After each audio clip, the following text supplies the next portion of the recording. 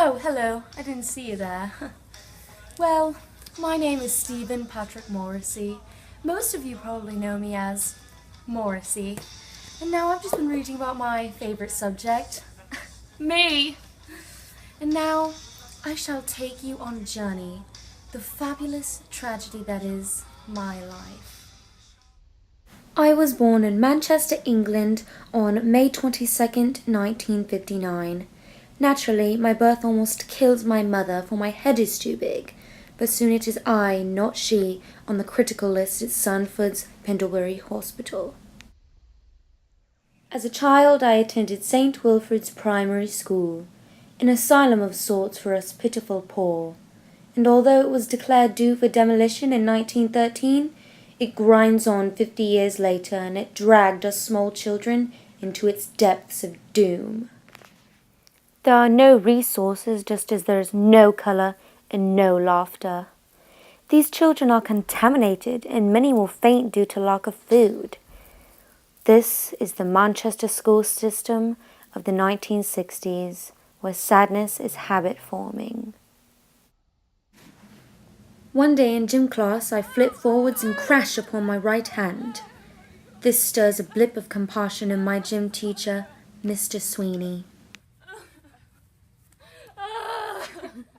He then leads me into his private office, where he begins massaging my wrist with anti-inflammatory cream.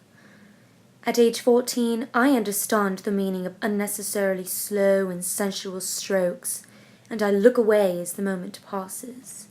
Now these are the moments that cause you to look up certain words in dictionaries, and you begin to consider yourself the prize or the quarry.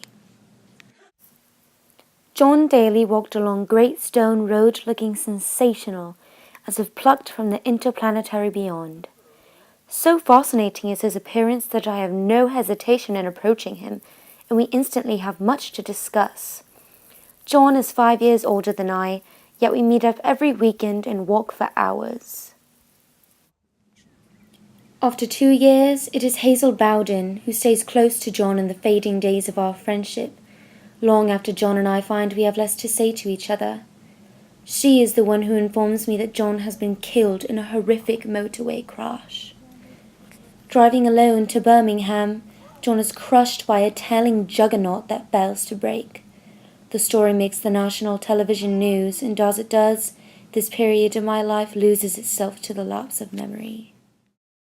It is then I become close to Angie Hardy, who uses her madcap humour to make every single day an orgy of hysterical sensation. Angie's nightly telephone calls are marathon, and the vague generalities of her day are spiced with absurd account. Hello. Oh, hello. Yes, I went to the doctor yesterday. Oh? Yeah, I have leukemia. 6 weeks to live. Angie, you're such a character.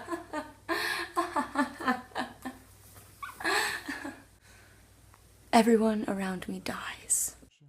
It had been in the foyer of the Odwick Apollo after a breathtaking show by Patti Smith. I sat in conversation with Philip Toman when Johnny Marr first popped his face in, and he said, Are you serious? That is just... You have a funny voice. Although at first annoyed, I was shaken when I heard Johnny play the guitar, for he was obviously gifted and almost unnaturally multi-talented. I've been wanting to be in a band for so many years, but there's just nobody that matches my musical caliber and talent.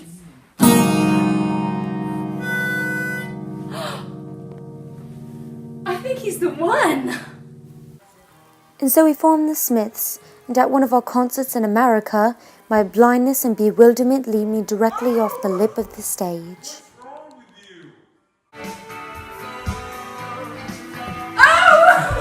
What's wrong with you? You know you have to go back out there, right? Hello, America. After a few years, Johnny and I began to experience friction, and the press buzzed with Smith's breakup rumors. What do you want? Johnny, where have you gone? Morrissey, I've left the country to work with the Talking Heads. Do you think this is a game? Is this a game to you?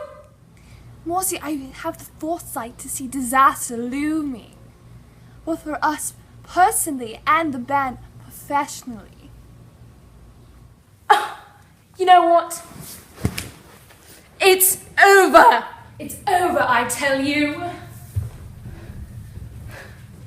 It's over, everyone! It's over, everyone! Although the Smiths had done well all around the world, I am stubbornly certain that if not for the unusual artwork and the hint of what could be, it would not have dented the public forehead quite so much. I vomit profusely when I discover that the album has been pressed in Japan with Sandy Shaw's cover of Hand in Glove included. I am so disgusted by this that I beg people to kill me.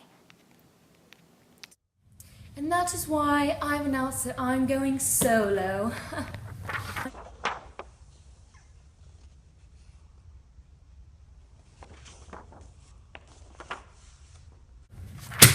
I'll prove you wrong. I'll prove you all wrong.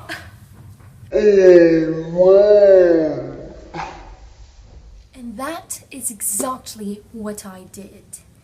You know, it has been said that some pop stars have to be dead to reach the iconic status that Morrissey has reached in his lifetime.